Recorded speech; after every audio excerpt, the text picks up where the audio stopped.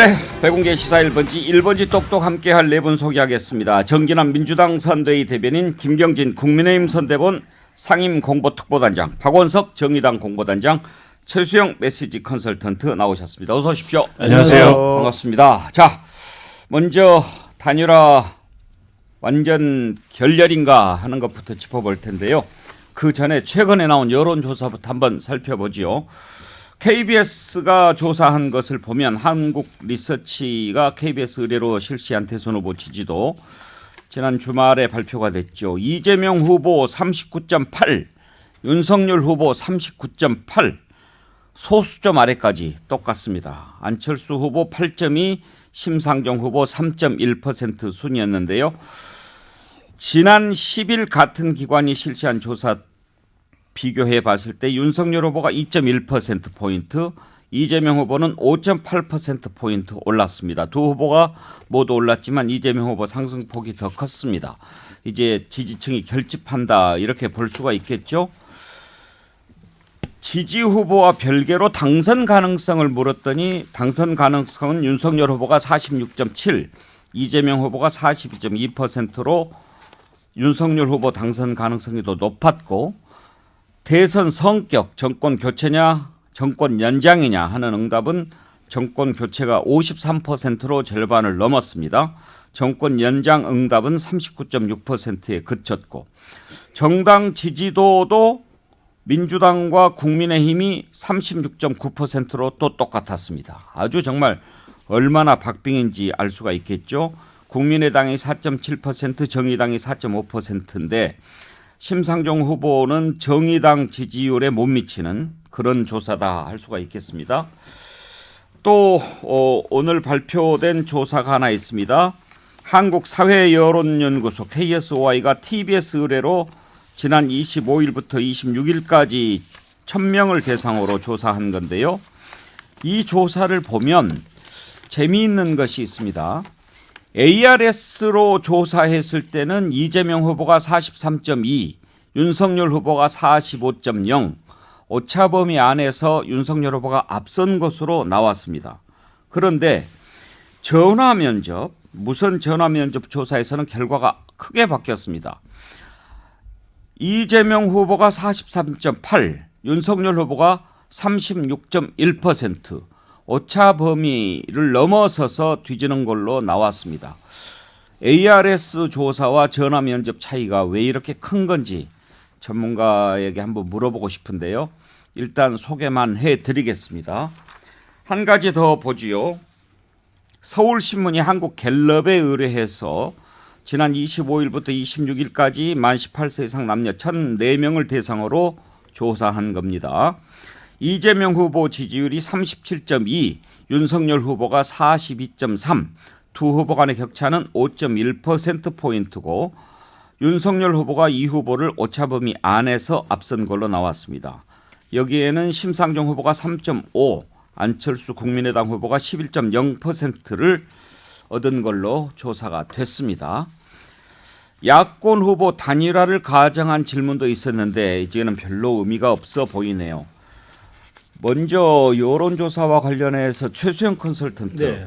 ARS 조사하고 전화면접 차이가 왜 이렇게 차이가 많이 나는 거죠? 통상 저희가 ARS 조사는 이제 정치 고관여층이 많이 응답한다. 왜냐하면 최소 이게 기계음 돌아가는데도 답변을 하는 거라면 그거는 굉장히 준비되어 있는 사람들이거나 혹은 정치에 굉장히 높은 관심이 있기 때문에 우리가 끝까지 이제 전화 면접 같은 거 듣지 않고도 ARS에 바로 응답을 하는데, 정치 고관여층에서는 역시 아직도 정권 교체 여론이 좀 높은 지수를 차지하고 있다 보니까 보수층의 응답이 좀 높아서 43.2 대 45.0이 나왔던 게 아닌가 이렇게 분석이 됩니다. 그런데 이제 전화 면접에서 앞섰다 하는 이재명 후보가 43.8 대 36.1, 대단히 큰 수치거든요. 이거는 오차범위 훨씬 뛰어넘는 수치인데, 그렇다면 여기에서는 이제 말하자면은 다양한 계층과 다양한 연령대가 다 고루 반영이 되느냐. 제가 샘플은 좀 더 봐야 하겠습니다만은 이 부분에 들어가면 지금 이 추세는 최근의 여론조사 추세를 거의 반영하고 있지 않느냐. 그러니까 윤석열 후보의 하락세와 이재명 후보의 상승세가 여기에 반영될 것 같아서 저는 어쨌든 ARS 전화 면접 그다음에 RDD 방식 모든 게 혼재된 근데 이런 방식들이 좀 포괄적으로 좀 적용돼야 된다고 보고 더더군다나 최근에 들어서는 이제 여론조사 숫자도 조금 1000단위 말고 2000단위까지 가야 될 것 같은데 어찌됐건 지금 결과를 놓고 본다면 정권 교체를 원하는 층에 대해서는 결집도가 대단히 강해지지만 중도나 자영업자 등 말하자면 중도층 표심에서는 이재명 후보가 조금 상승세를 보이는 그런 추세 지표가 아닌가 저는 그렇게 분석합니다. 정기람 대표는 아무튼 지금 뭐 여론조사 나오는 것 보면 여전히 누가 확실하게 앞서고 있다 정말 알 수가 없는 상황이죠. 그렇습니다. 지금의 그 오차범위 내의 그 수치를 가지고 특정 후보가 뭐 유리하다든지 또 앞서고 있다 이렇게 얘기하는 것 자체가 굉장히 좀 그 섣부른 주장이라고 볼 수 있고요. 앞서도 뭐 최수영 컨설턴트도 얘기했습니다만 결국은 이제 ARS와 전화 면접의 차이도 있는 것이고 또 역시 중도 부동층의 비율이 어느 정도이고 중도 부동층이 어떤 지금 후보를 선택하고 있는지를 좀 유의 깊게 보는 것이 현재로서는 좀 유의미한 숫자로 보입니다. 이를테면 진영 결집은 이미 어느 정도 이루어질 대로 다 이루어지고 있다. 단 이제 지금 중도 부동층이라고 할 수 있는 게 부동층은 지금 한 6% 내지 한 8% 정도까지는 줄어들어 있거든요. 근데 이 부동층의 어떤 성향과 중도층의 향배가 지금 어느 쪽으로 기울고 있는지 자, 그런 면에서 열흘 전 조사의 추이에 비하면 최근 여론조사의 큰 흐름의 특징은 중도 부동층에서 이재명 후보의 상승세가 좀 특이점이라면 특이점이겠다. 그리고 앞서 얘기했습니다만 수도권에서의 그 선전, 그 다음에 소위 이른바 추경 집행 이후에 소위 그 자영업자층에서 이재명 후보의 그 선전이 조금은 눈에 띄는 그런 어떤 지표상의 특징이라고 볼 수 있겠습니다. 김경진 단장, 국민의힘에서는 지금 여론조사 추이를 어떻게 분석하고 있습니까? 글쎄요. 그냥 한마디로 치열한 접점이다 이렇게 봐야 될 것 같고요. 방금 제가 지금 그 인터넷 포털 사이트를 보고 있는데 아마 리얼미터에서도 또 하나 추가로 나온 것 같고요. 뭐 수치는 굳이 말씀을 안 드리겠습니다만은 리얼미터 조사도 이게 RDD ARS 방식인 것 같아요. 보면. 그래서 아까 요 리얼미터 조사는 사실은 KSOI하고는 또 약간 결이 다른 수치가 나온 것 같아서 그래서 한번 국민들께서 쭉 보시면 될 것 같아요. 리얼미터도 오늘 나왔군요. 예, 방금 나온 것 같아요. 예, 지금 그 언제부터 공표가 금지가 되죠? 그러니까 3월 3일이니까 목요일부터는 3월 3일 조사까지만 공표가 가능한 거죠. 우리 저 시청자들이 궁금해하시니까 제가 소개를 해드리죠. 방금 나왔으니까. 열흘 앞두고 진행된 여론조사지요. 이재명 후보를 윤석열 후보가 오차범위 안에서 앞서는 그런 결과가 나왔네요. 리얼미터가 더 팩트 의뢰로 지난 26일부터 27일까지 전국 만 18살 이상 성인 남녀 1,009명을 대상으로 조사한 겁니다.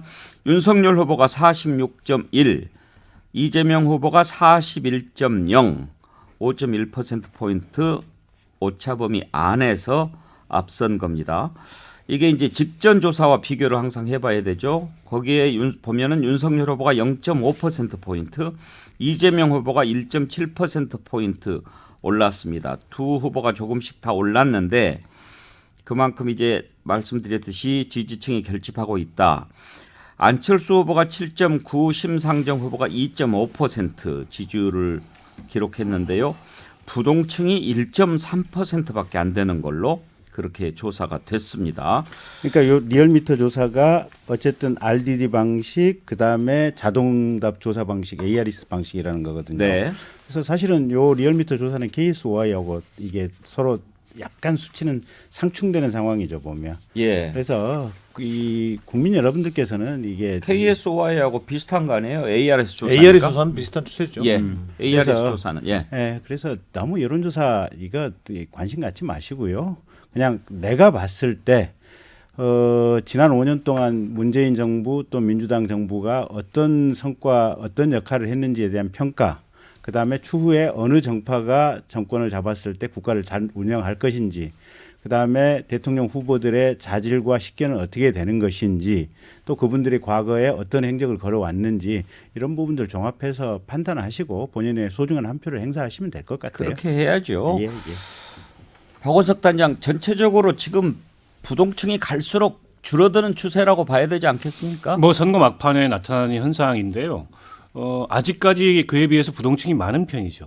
여론조사 응답으로 봤을 때 예. 과거 같으면 이쯤 되면 거의 이제 부동층이 없는 것으로 나타났는데 그만큼 이제 이번 선거가 치열하기도 하지만 여야 후보 그러니까 지금 선두권에 서 있는 두 후보 각각 여러 가지 자질 도덕성 이런 논란을 빚고 있기 때문에 선뜻 마음을 주지 못하는 그런 유권자층이 남아 있다는 생각이 들고요.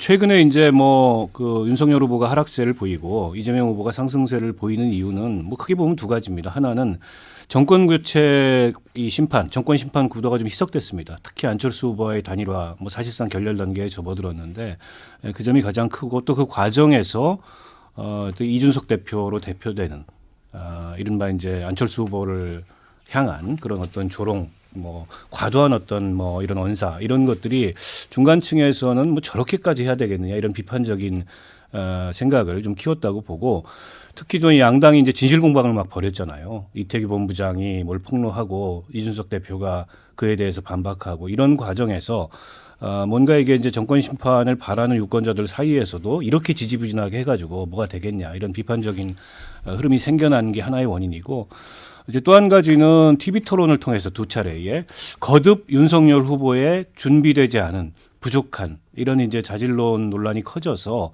이게 이제 인물 경쟁 구도가 상대적으로 부각이 되는 거죠. 구도가 희석되면서 아마 이 점은 국민의힘 내부적으로도 좀 고민일 거예요. 여전히 한 번의 TV 토론이 남아 있고 특히 이제 뭐 단순한 실언이라기 보기 어려운 후보가 갖고 있는 어떤 관점이나 국정에 대한 비전이나 준비된 본인의 어떤 뭐 소신과 생각이나 이런 것들이 좀 현저히 부족하다. 이런 게 노출이 되면서 저는 점점 더 이 윤석열 후보에 대한 지지 강도가 이완되고 약화되는 게 아닌가 이런 생각이 듭니다. 예. 자, 지금 이렇게 팽팽한 접전 상황에서 가장 큰 변수라고 할 수 있는 야권 후보 단일화 협상 이제 결렬 쪽으로 가는 것 같은데요. 최수영 컨설턴트 보시기에 어제 난리가 났지 않습니까? 그렇죠. 네.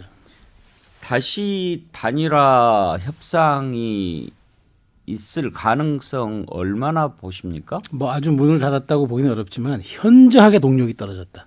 그건 뭐 분명한 사실인 것 같습니다. 왜냐하면 이제 남은 것은 사전 투표일까지 이제 남은 그러니까 목요일까지 투표용지 인쇄 전까지는 이제 그러니까 물 건너 갔고 그러니까 사전 투표 사실 이제 사전 투표가 지금 추세대로 본다면 35%에서 40%까지 육박할 수도 지금 있는 상황이기 때문에 그렇다면 사전 투표가 시행되고 난 이후에 단일화는 아무 의미가 없어 보인다. 이렇게 초박빙 상황에서 그렇다면 목요일까지가 저는 남은 데드라인이라고 보는데 그럼 딱 나흘 남은 기간 동안 할 수 있는 방법은 후보 간 단판밖에 없어요. 그런데 안철수 후보의 맥락을 들어보면 여론조사조차도 테이블 위에 올리지 않았는데 내가 제안한 거.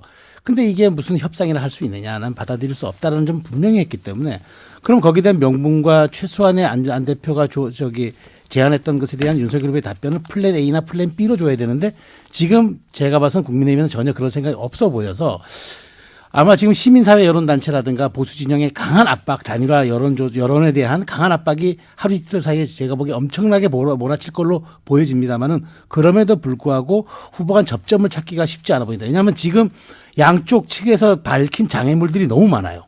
이걸 제거하는 것은 정말 극적인 후보 간 단판인데 과연 그런 극적인 단판을 할 수 있는 후보 간 신뢰가 지금 담보되었는지 예. 그동안 또 쌓아왔던 채널들에 대한 어떤 그런 보고 체계가 제대로 작동됐는지 이 점들은 전혀 지금 뭐 신뢰할 수 없는 상황인 것 같아서 저는 뭐 마지막 남은 가능성은 배제하지 않지만 동력은 이제 거의 사실상 사라진 것 아닌가 좀 부정적 생각이 듭니다.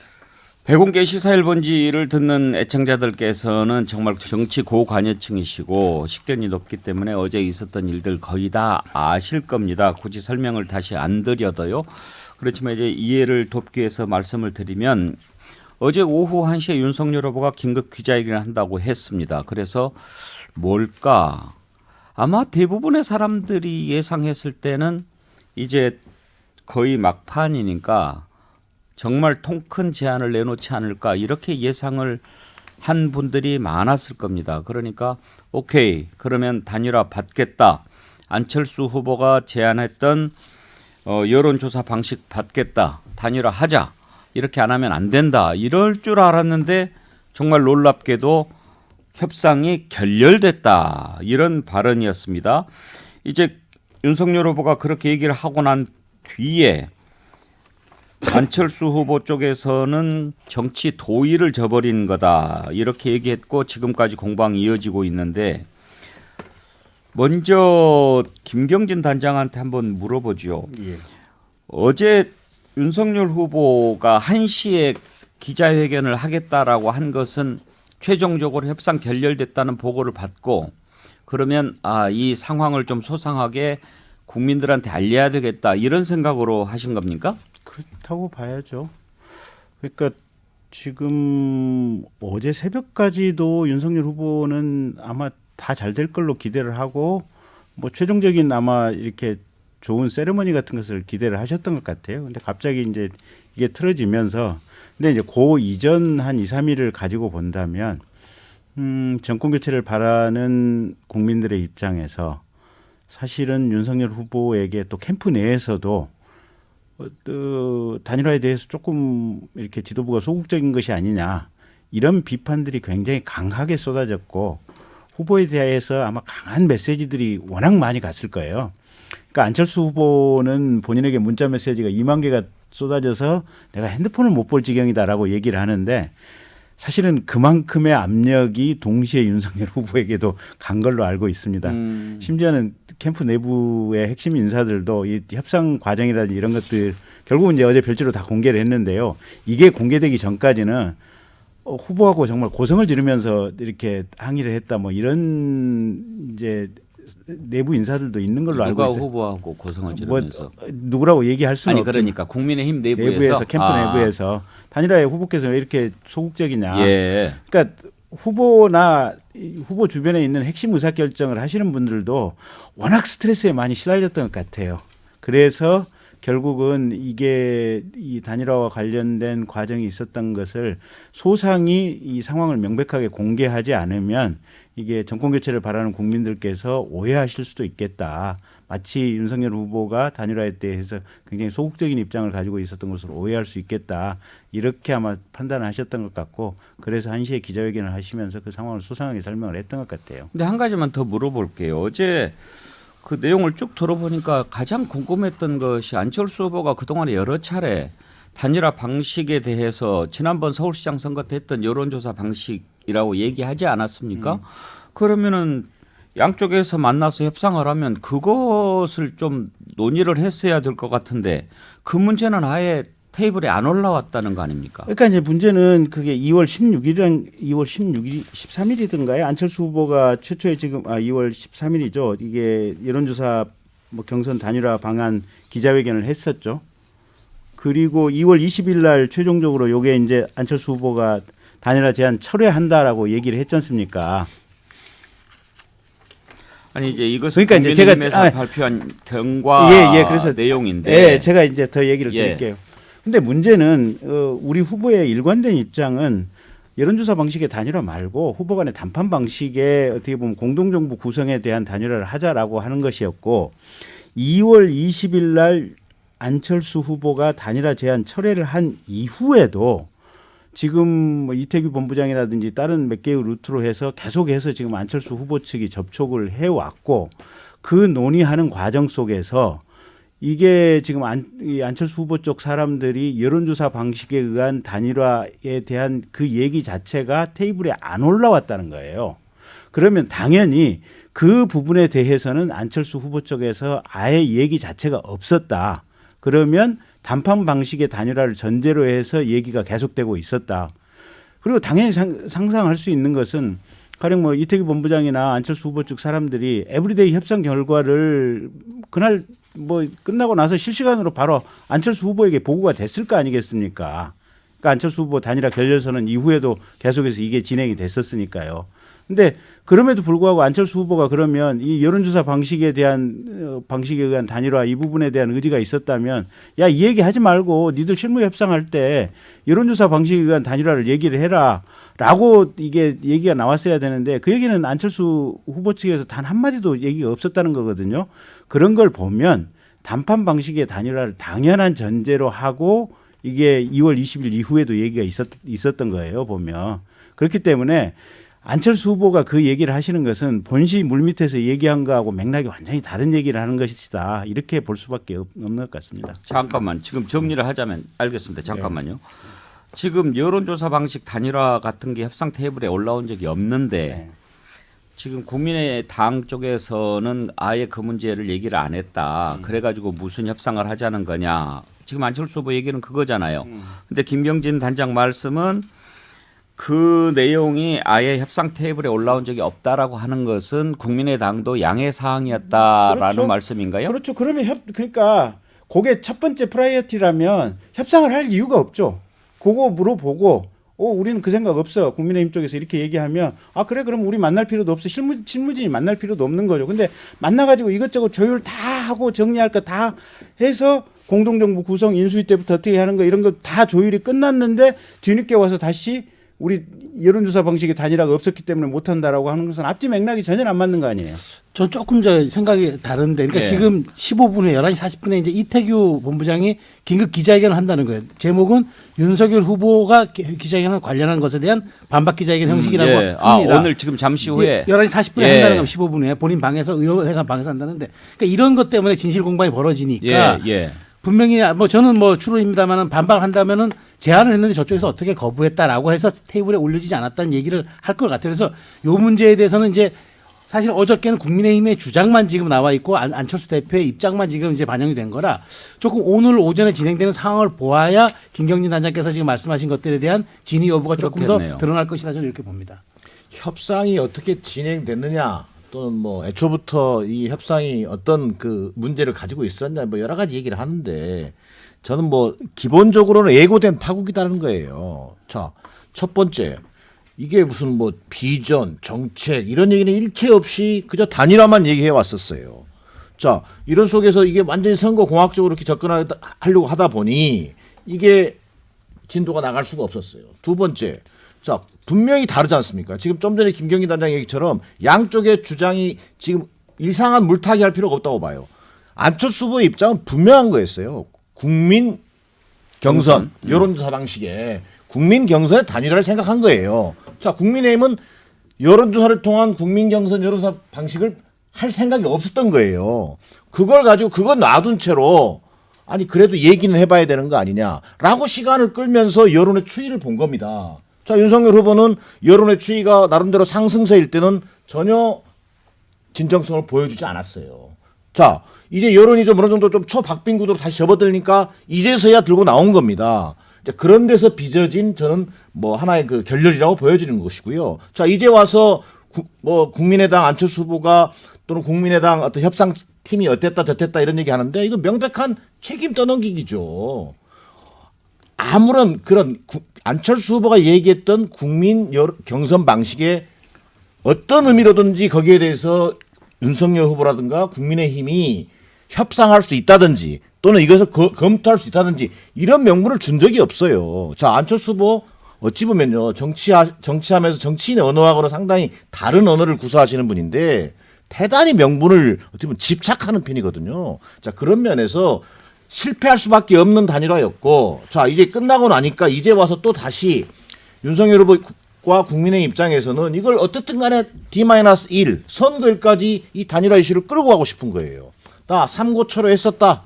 자, 아직도 문은 열려 있다. 이 얘기하고 싶은 것 외에는 다른 해석이 있을 수가 없다. 자, 마지막 한마디만 부탁할게요.